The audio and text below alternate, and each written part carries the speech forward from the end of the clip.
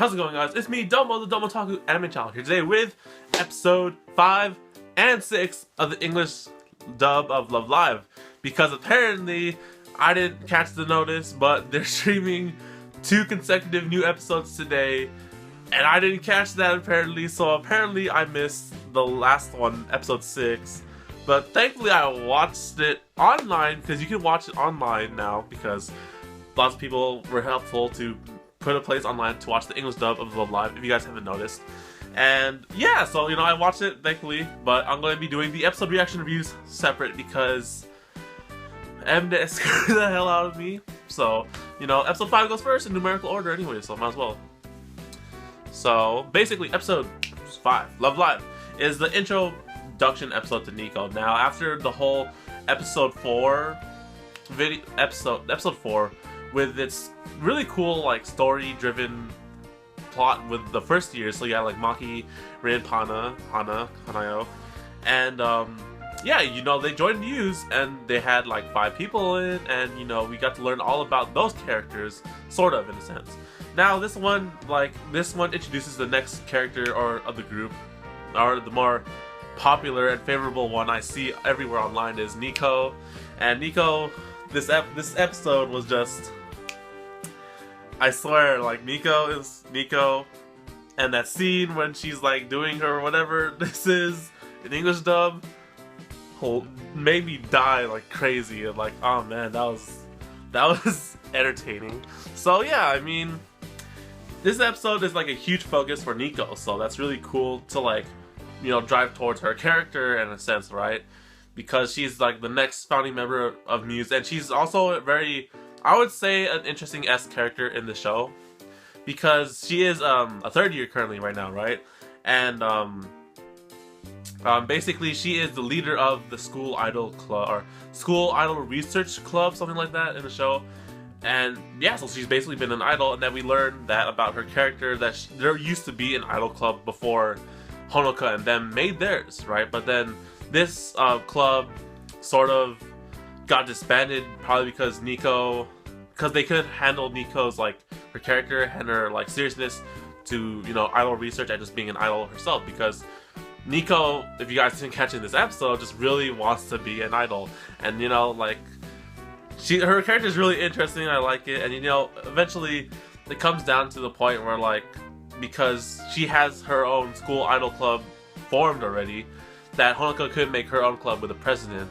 And eventually they have to combine together to become the school idol club, but that would have to take Honoka joining the club and, you know, sort of persuading Nico to join themselves, Muse and stuff, right? So it was a pretty cool thing, because basically it's like, at first Nico seems like this girl that hates them, like, oh, you guys aren't real idols and whatever, you guys don't know what you're doing or whatever like that. And because, you know, it's kind of harsh on Nico because she's been an idol longer than Honoka or Maki or anyone in the group, right? Because she's the 3rd year, she's the oldest, technically, of all of them. But then, you know, because of the group accident that happened, the other members disbanded, leaving Nico all alone in her club.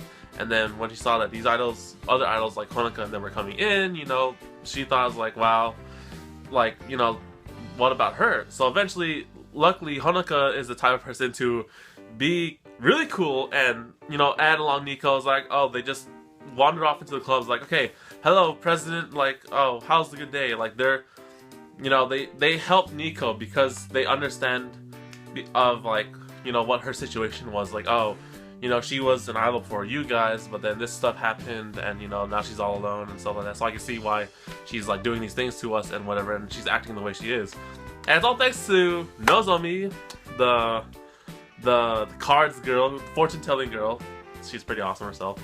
And yeah, so eventually it goes to, like, the formation of just Muse in general, or, like, not Muse, but like 1/3 of Muse, 2/3 of Muse. I don't know exactly how math works, but basically at the end of the day we got 6 out of 9, no, 7. Oh wow, my math is totally off. We got 7 out of 9 girls to complete Muse, and that was it.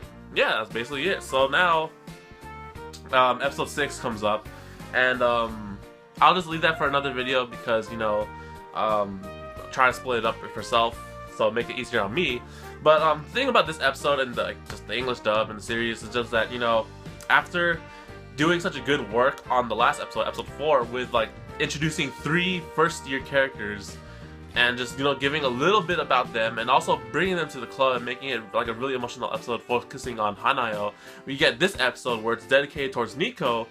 And like, you know, at first it seems like, oh, this girl's messing with us and whatnot, and she's like sneaking around and stuff like that. But then you learn her backstory and everything like that, right? And you see that the struggle that Nico goes towards, and like, you know, her dedication to be an idol. I'm gonna say right now, there's like a lot more to Nico that we don't know because of the second season and just other future episodes. So we learn more about Nico later, but the stuff that we learn about her here in this episode is a lot already. So it was really cool to hear that. And man, I hate it so much when my freaking camera dies on me when I'm talking about some important stuff and one of my favorite series. Anyways, to conclude this episode I was talking about, basically, like, after this whole episode and exploring Nico's character and everything about her, and then last episode, like, exploring the first years, this anime really, I think what it did good with me, and I've been thinking about it a lot recently, is that like this anime really makes you love with these characters, and just like, you know, they tell so much about them. It's like a really story-driven, character-esque kind of anime thing. And I mean, like, when you learn a lot about these characters and you just like, you know, you get to know about them, and then you like sort of sympathize with them, because I sympathize with Nico in the end of this episode and before when I watched it in Japanese sub. And like, yeah, it's like these characters are awesome. And then like, at first, you know, you seem to like hate Nico because she's like messing with yous and whatnot. And it's like what's her problem? Like, right? And then you learn her thing and it's like, ah, shit, now I feel bad for like hating on her or something like that. And like, you know, she wants to be an idol. Nothing wrong with that. And then she has this, she's like probably the most one in the group, you know, that like really wanted to be an idol besides Hanayo. And just like to see that whole tragedy happen to her just because, you know, some people didn't get along and whatnot, it's just kind of thing. But we see in this episode that, you know, she's okay, and now we have a group of 7 of Muse and we're 2 away from getting completed. Now I can finally end this. I will see you guys on the next part, episode 6, so stay tuned, subscribe for that, because it's gonna take me a while to film that and upload it. So I won't say all the nonsense, but anyways guys, I'll see you guys on the next video on the Domotaku Anime channel. So take care guys, and mata ne.